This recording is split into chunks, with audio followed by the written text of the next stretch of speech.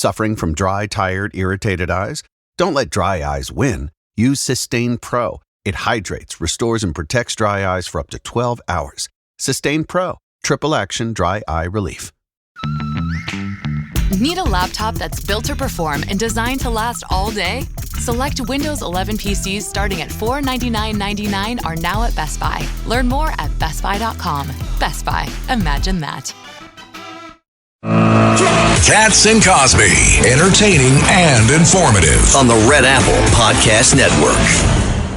And you guys, we are now going to go to the great state of Indiana. Let's go to Senator Jim Banks.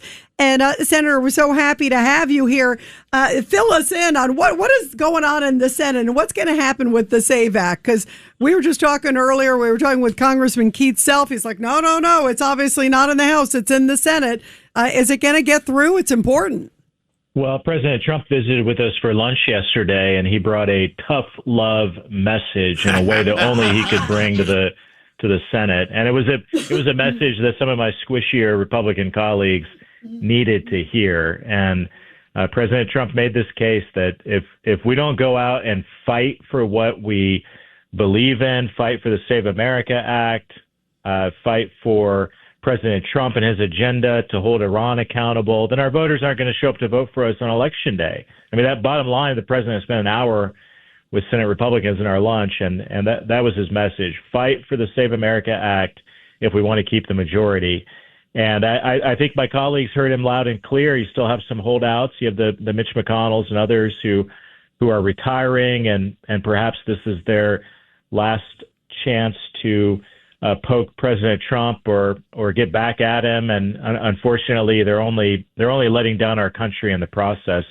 I just got back to Indiana, but I know the House today is working on the NDAA, the annual defense bill, and my friend Ana Luna Polina from Florida, she's pushing to add the Save America Act to the defense bill, and that's a great way to get this done. If we can't nuke the filibuster to pass the Save America Act, add the Save America Act to a must-pass bill like the defense bill. I think that's a good strategy, and I'm glad to see some progress on that in the House.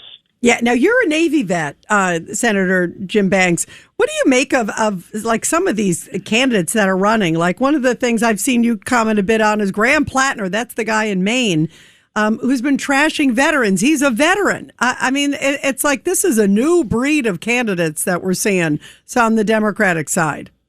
Well, they hate our country. And you saw the primaries there in New York this week. I mean, the Democrat Party is the communist socialist Democrat Party, and they're nominating radicals that my grandpa was a Union Democrat, and my dad voted Democrat much of his life. This is not my grandpa or my dad's Democrat Party. This is a out of touch, lunatic, radical, communist, socialist Democrat Party. And then you hear things like what Graham Platner says. I mean, he demeans veterans, even though he served himself.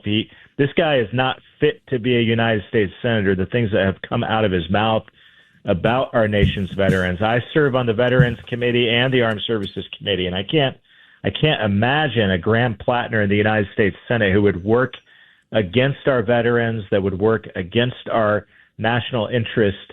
But you listen to what comes out of this guy's mouth, and then you listen to Tallarico. I mean, this goofy anti-Christian candidate in Texas, and the guy up in Michigan is likely to win the primary, the Al Said.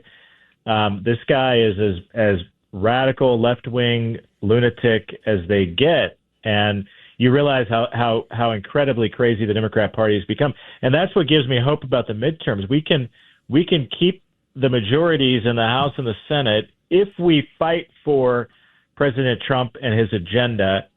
And also, and just as important as that, is the Democrats nominating far-left lunatic candidates in their primaries that help candidates like ours. Yeah, I was going to say, it's like we were talking earlier. I feel like it's like you have the perfect ad. You just show these crazy things that they support. And I think the average American and even the average Democrat, the common sense Democrat, doesn't want to vote for somebody like that. I mean, Graham Platner, case in point, the tattoo. all the things he said about women, the women that have come forward that made the allegations, the veteran slam. I mean, this to me, it's lunacy.